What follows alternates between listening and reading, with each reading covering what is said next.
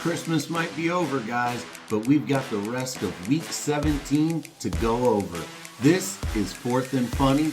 Let's go.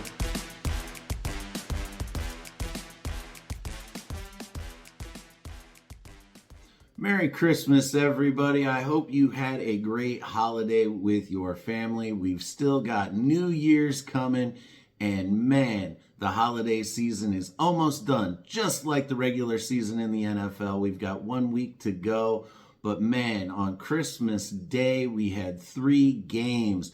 Dallas outlasted the banged-up Washington Commanders to win that game, and Detroit managed to lose a game to a team with only 3, count that again, 3 positive passing yards. I don't know what's happened to this team. Such a fall from grace last year. Number 1 seed in the playoffs to out. They could not get it together. If I went on a rant on Detroit, it would take an hour. So we're going to move past that. Denver took out a crippled KC team who is already checked out. They've placed even more players on season-ending IR heading into the end of the season, because they know they're out of it, and those players are banged up, and there's no need to have them out there risking further injury. So those were the 3 games, man. Were those Christmas gifts, or were those a lump of coal from the NFL? The halftime show was, I missed it. I was traveling, but from what I hear, everyone loved the halftime show, so there's that positive to take from the Christmas Day games. Personally, I think the Christmas Day, a game, maybe 2. I don't think we need to go full out Thanksgiving and do 3. The NBA has long been the Christmas Day sports tradition. So experiment. Again, at the beginning of this season, these games may have looked like they were going to mean a little more to the NFL and to these teams. But really, Denver was the only team in the playoffs at the time. It really didn't pan out. I think that this was more a lump of coal from the NFL than a gift this year. All right, guys, let's take a look at this playoff picture. Man, with just 2 weeks remaining in the regular season, there is only 2 playoff spots available. One in the AFC, one in the NFC. And these are both divisions that it looks like teams are struggling to win. These last 2 playoff spots are going to be locked up here either this weekend or next for sure. That's just the way it works. When it ends, it ends. Either you get in or you get out, and you're left out in the cold. But who do you think going into the playoffs right now, looking at the playoff picture, I mean, we've got the number 1 seeds looking right now would be Denver and I believe Seattle. But we've got a few creepy teams looking to linger, and some like the Carolina Panthers still in the hunt, could win that division, taking on Tampa Bay to close out the year in a winner-take-all scenario, lining up depending on how the rest of this weekend falls. And again, over in the AFC, you've got Baltimore dominating Green Bay last night and taking them out. Now, you've got Pittsburgh and Baltimore battling for that division and that final playoff spot as well. There's a lot of seeding that can still take place in these last 2 weeks, but a lot of the divisions are already wrapped up. But what are your thoughts? Who do you think is going to be the most dangerous? Who could go on a run on the road? I think the Buffalo Bills are great at playing on the road. Not necessarily this year, but they don't have a problem going to cold weather cities. And from the looks of this playoff picture, other than New England and Buffalo could handle Pittsburgh. They could handle Baltimore. They can handle New England. And then even in Denver, you could handle that outdoor weather as well. You're used to playing in it. I think that they're a team that could go on the road if they don't win that division and have to take every opportunity on the road to get to the Super Bowl. And if they don't, as I've said before, I think Buffalo will make some big changes. Again, over in the NFC, the surprise shocker, man, with Baltimore handling the Green Bay Packers last night, the Chicago Bears have now won the NFC North. They are the North champions. Ben Johnson has turned that team around from worst to first in the division, and the Lions now are sitting in the basement. That's rough. The Bears are another one of those teams. They have long Super Bowl odds, but again, I wouldn't count them out.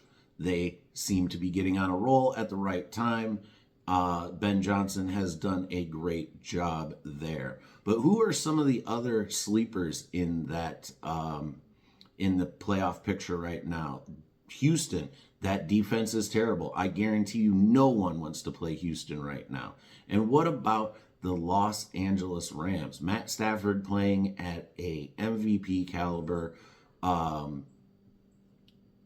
rate right now has slowed up a little bit coming down the stretch. But that may be a team that you don't want to see coming into your building in the playoffs.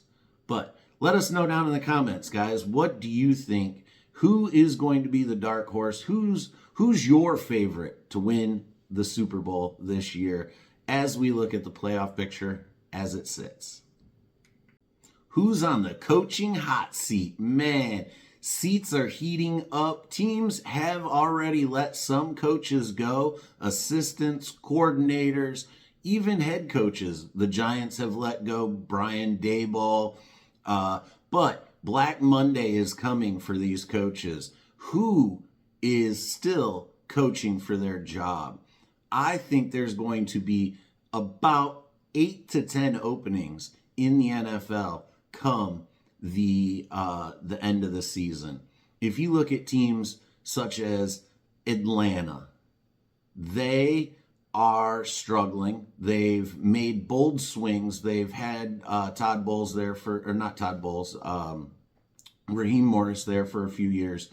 I don't know that their patience is going to continue to linger with him. He may end up either out of coaching or with a assistant's job somewhere. But I see Raheem Morris out in Atlanta. That's just one of my picks. What about Kellen Moore down in New Orleans? Is he one of those one and done coaches? Or Aaron Glenn over in New York, is he a one and done guy? I don't think so. I think they'll give him at least a second year. That team was completely obliterated with Aaron Rodgers debacle, and then they've traded away now. They've waved their white flag way early in the season. And not to prelude, but coming up, we will discuss some early draft talk. But anyways, who are some other coaches that are on the hot seat? Pete Carroll out in Vegas, and other coaches who may or may not make the playoffs and may or may not save their jobs. Like I had said, Todd Bowles in Tampa Bay, they started off the season. They were my pick to win that division. Now, it's going to come down to a Week 18 showdown possibly with the Carolina Panthers, Bryce Young, and that squad for the division. If you lose out on the division, that may just be it for Todd Bowles down in Tampa Bay. But there's some other coaches as well. I don't see Pittsburgh firing Mike Tomlin. I believe he still has a year, if not two, left on his contract. Trade situation. But a change of scenery for a Mike Tomlin may be good. He has been there a long, long time. But he may just be done again. Another one, John Harbaugh in Baltimore. Whoever loses out on that division may have a new voice in the offices come next season. What are your thoughts, though, guys? Who do you think is on the coaching hot seat? Dan Campbell? No. Fourth down man? No. There's been a lot of talk here in Detroit. Everybody turns their back on him. He just signed an extension. He's not going anywhere. But there are several coaches on the hot seat. How many are going to get whacked on Black Monday, or at least during that week? Let us know down in the comments. With the first pick in the 2026 draft, oh wait, too soon? Let's talk way too soon draft speculation or strategy, whatever you want to call it. Here we go, guys. We've got the 2026 draft coming up in April. And is it too soon to start talking about this? I don't think so. We've got a list of the usual suspects here in the top 10 for draft order. Vegas, Cleveland, New Orleans, the Jets, Cincinnati. Tennessee has been there several times the last few years. These teams, right now, the Giants hold the number one spot. Could end up being the Jets by the end of the weekend. Could be all over the place. There's still that race for the number one pick. It has not been locked in yet. There is a lot of bad teams in the NFL this year. And the growing suspicion is that whoever ends up with that number one spot, again, aside from maybe Tennessee or Washington, I don't see them getting the number one spot. But if you look at the teams vying that'll end up in that number one spot, the Giants, Vegas, the Jets, teams like that, they are going to be looking for a quarterback, and it could just be recent Heisman Trophy winner from IU, Mendoza. But what are these teams' needs going to be in the draft? Obviously, we talked about some quarterback needs, but a lot of these teams also have quarterbacks that are now going to need to start positioning themselves to protect those quarterbacks. Tennessee has a young quarterback they need to protect. Washington, clearly, Jaden Daniels went down with several injuries this year. He's going to need to be protected better. And whatever Arizona ends up doing at quarterback, they need to protect him as well. They have some defensive parts that they've collected over the years. Marvin Harrison Jr. As wide receiver. Their run game has been okay. But what are some of these other teams? Vegas, they need everything. Cleveland could be one of those teams looking for a coach in the offseason, as well as trying to figure out what to do with the draft. Especially, you have Shador, you have the other rookie, Dylan Gabriel, but now Judkins is out for an extended period of time, well into next season with the injuries he sustained last week.